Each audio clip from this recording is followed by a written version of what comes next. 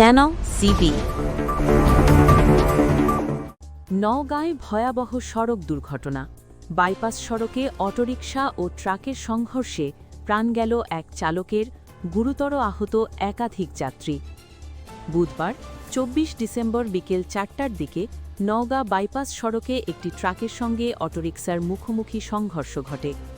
সংঘর্ষে অটোরিকশাটি দুমড়ে মুচড়ে গেলে চালক ঘটনাস্থলেই মারা যান।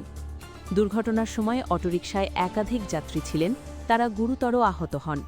স্থানীয়রা দ্রুত উদ্ধার করে আহতদের নওগাঁ জেনারেল হাসপাতালে ভর্তি করেন।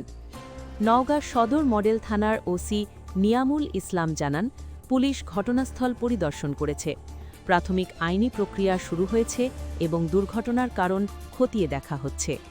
এদিকে স্থানীয়দের অভিযোগ, অতিরিক্ত গতি ও অসতর্ক চালনার কারণেই বাইপাস সড়কে প্রায়ই দুর্ঘটনা ঘটছে।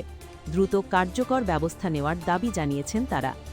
এ ধরনের আরও গুরুত্বপূর্ণ খবর পেতে আমাদের চ্যানেলটি সাবস্ক্রাইব করুন, ভিডিওটি লাইক দিন এবং মতামত জানাতে কমেন্ট করুন।